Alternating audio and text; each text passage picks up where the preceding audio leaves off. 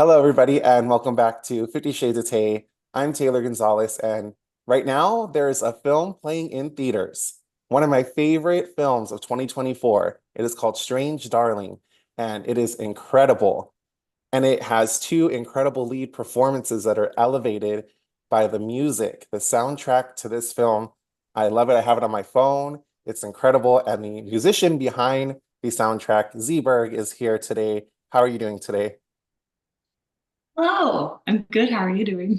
Good, thank you. I am so appreciative of you joining me. I know you've had a very busy schedule promoting this film. It's out right now. Like people, as soon as you're done with this interview, go out and see it because it is that good.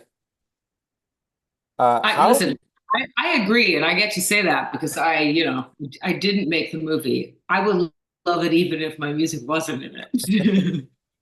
I already know the answer to this, but for people who don't know, how did you get attached to this project? Yeah, it's a doozy, that one. I in 2019, uh I I was going through a terrible breakup. And when I go through a terrible breakup, I always yes man. Every decision I have to say yes, or like a fucking piano will fall on me. And so I said yes to go a 10:30 a.m. hike with a bunch of strangers on the west side.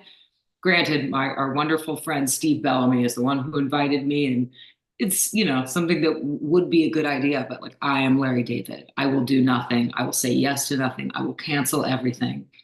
But I went on this hike with a bunch of strangers and I got followed by a little pug that seemed very romantically interested in me. And at a certain point, its owner came up to apologize, and that was JT. And we had kind of a brief conversation about music and film. And he told me he was a director, and I was just running my mouth, honestly. I was just like, listen, man, if you ever want to get with the times and make a movie like Harold and Maude or The Graduate and just like let me do the soundtrack, let me know. And after that, the world ended. And 2 years later, he texted me and sent me the script and said, would you read this? And I hope you don't think this is weird, but you want to make a movie? And so, I was the second or third person to read it. And I obviously flipped because this is what the inside of my head looks like. And then, yeah, Miramax bought it in the room a month later, and we were shooting a month after that. And the rest is history. Uh, it is incredible. I went into it only having seen the trailer, like the first trailer that was released. So I didn't even know the structure of the way the story was being told. I won't say because it is opening weekend and I don't want to ruin it for people who haven't had a chance to go out and see it yet. No But spoilers. yeah, no spoilers, but it blew my fucking mind, honestly. Like I got home and I talked to my boyfriend about the movie for like an hour straight. And I was just like, it's like the oh, I don't know, everything just like that I thought I knew going into it was wrong, which I love because I love being wrong. I love being surprised. I loved all of it. What went through your mind the very first time that you ever read the script? What went through my mind was I've had a couple of my friends call me yesterday and just now who, people who've known me the longest who just went to see it, who were like, so like you didn't have anything to do with writing this? Like it I can't even explain to you how much it combines every element of things that I like. From like I wrote my junior term paper on fucking Pale Fire and my senior paper on Tristram Shandy. Like I am a sucker for a modernist scramble. And there are yeah, I just love it. It's so up my alley. And also, I'm a sick, dark, dark person. If you've ever seen any of my music videos, they look a lot like this movie. Oh my gosh. Well, I had the privilege of attending the screening that you were at on Tuesday at the Landmark Sunset. I was going to say hi, but it was just like a madhouse when the movie let out in the lobby. I was like, oh, I'll send an email instead. But what is it like promoting this film? Like it's incredible, but you're trying not to spoil things, but you're so, proud of the work you did. How has this past like week been for you?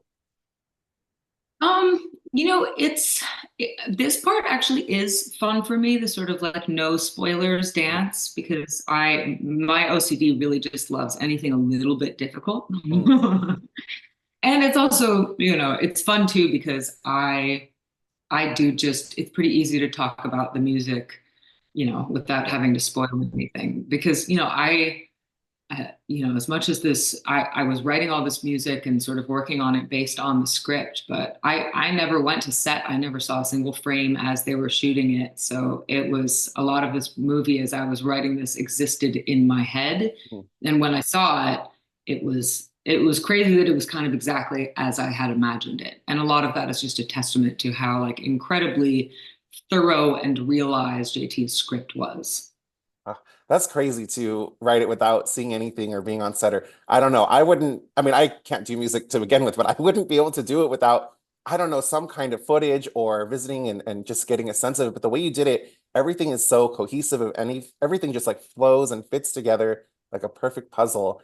What was it like when you saw the film for the first time with your music in it? Um, JT and I have been texting each other back and forth, I think, for a lot of like the last 6 months, just being like, I don't know, you ever seen the last season of Lost? Like, are we dead? Sorry for the spoilers if you guys haven't seen. I have the Lost numbers tattooed on my back. Oh, awesome. Yeah. I mean, I don't know if it's awesome. It's unhinged.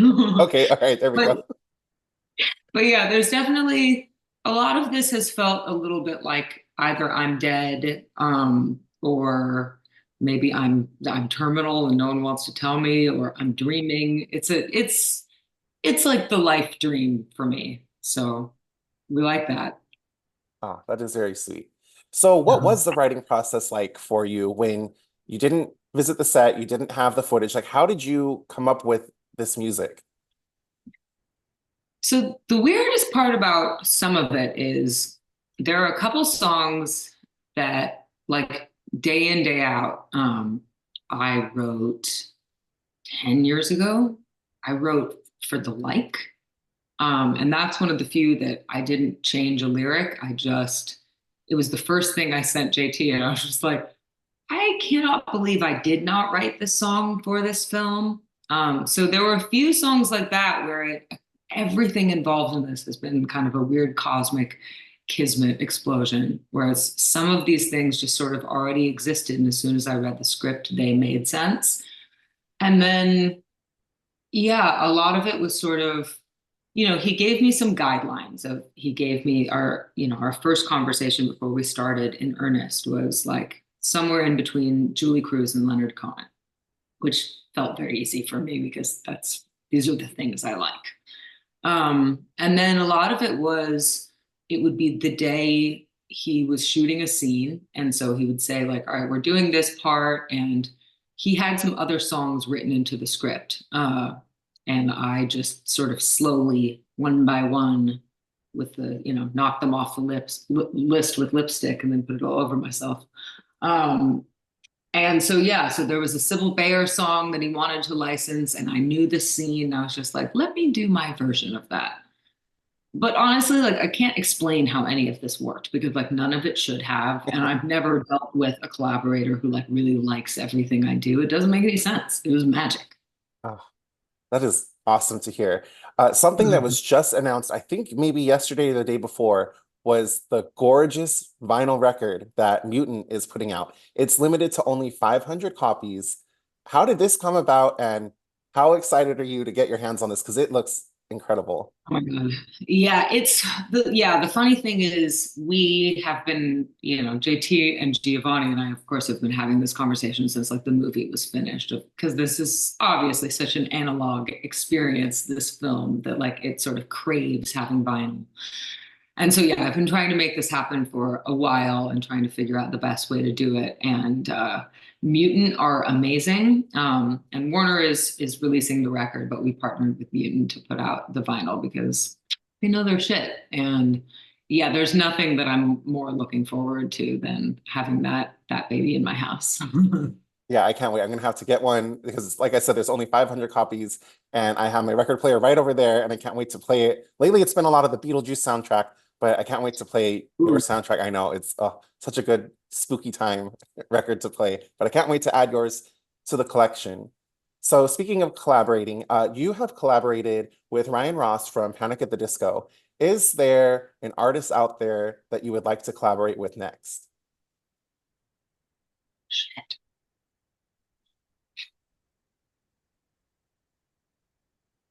Really good question. Like they're all dead. Okay, we can say alive or dead.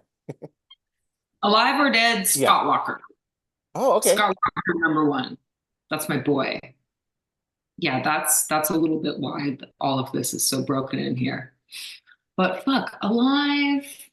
Um, I recently met Sky Ferreira for the first time, Oh. who I think is really like one of the greatest singers out there. And yeah, I'm gonna try and convince her to do something with me. Oh, that would be great. I would love to see that. And then this question is kind of similar, but who are some other artists, alive or dead, who inspire you? In general or for the soundtrack? In general.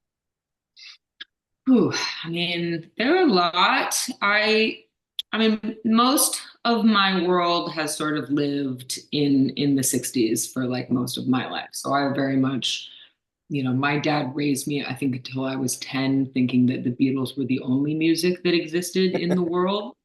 So, the Beatles, the Stones, Dylan. I mean, I guess, all right, the dream collaboration for someone still alive is Bobby D. Like Bob Dylan is it.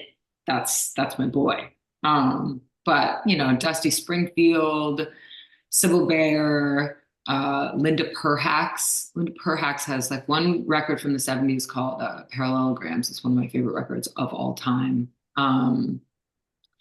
Gillian Welch and Dave Rawlings, who are very good friends, who put out a record also on the same day as me, who I think are like the greatest of all fucking time. And then, Jesus, Mary Chain, My Bloody Valentine, Sundays, I think I exist, my brain sort of exists somewhere in the world of sort of like intense grating noise and like sort of beautiful 70s batty lady harmony finger picking shit. And Oh, somewhere I in love it. between I live. Oh my God, that is so descriptive and so perfect. I don't know. It's just like the perfect combo. Yeah, Oh you my get it. God. So when you're writing music, do you ever get writer's block? And if you do you have any advice for people out there on how to get past that? Have someone ask you to do a movie? Fuck, man.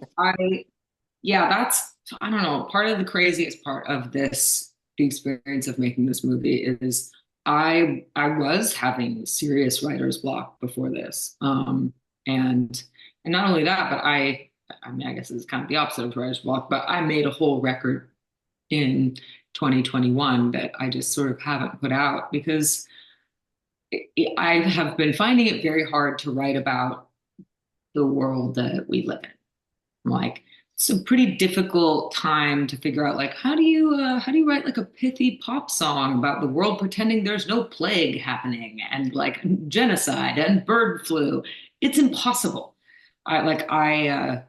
I clearly suffer from anxiety and the crushing weight of how terrible everything is, I've found has, kind of written a blank for me. And this is a little bit of advice of, I think, having sort of limitations and a structure from which to write, like something like this movie, but it's also sort of an assignment you can give yourself of, I find that when not trying to write about sort of everything or look too far inward or look too far outward, of sort of having an assignment with which to work, I find is a really much easier way of writing. And it also allows you to get to sort of, the truth without looking for it. Mm. Oh, I love it.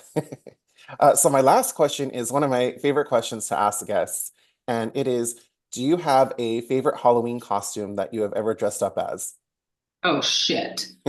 Well, that's a difficult one because I am very good at Halloween.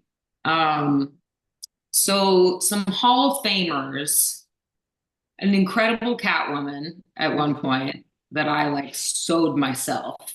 I was literally like sitting in my bedroom, like before Halloween, like wearing the cat nail gloves that I had handmade to do the sewing because sewing through latex is like very difficult. So that was a very good one. Um, I Lulu from the Fifth Element was very Oh, good. I, I was Pippi Longstocking for Halloween like every year until I was 10 years old.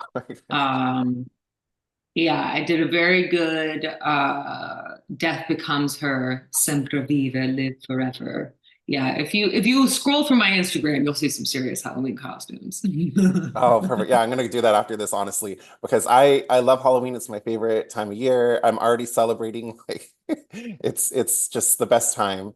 But Yeah, Z, I well, cannot. it feels very fun to enter the spooky season with with I don't know, I would say a horror movie, but a movie that exists in the world of Halloween, in Halloween Town, if you will. Oh Yeah. yeah, also Sally from Nightmare Before Christmas was one of Oh, my great ones. oh, that's a perfect one. I love Yeah. Oh, Halloween. perfect, perfect. Z, I can't thank you enough for joining me for this conversation. I really appreciate it, and I can't get over how incredible both the film and your music is. And for everyone out there, okay, there's a few things. Go see the movie right now. Like this interview's over, go see the movie. Yeah, No leave spoilers. your house. Run. There are 500 vinyls that are going to be made available by Mutant, so get your hands on that. And Z, where can people follow you to keep up with your upcoming projects? I am on Spotify as Z Berg, and where you can find this record and all my other records on Instagram. I mean, if you look up Z Berg, you'll find me, but it's Zerizer, which is what my dad calls me. And that's kind of my handle on everything. And, look me up, see what it's all about. Perfect. Well, thank you so much, and it was so nice to meet you. Thank you. Have a great rest of your day. You too. Bye. Bye.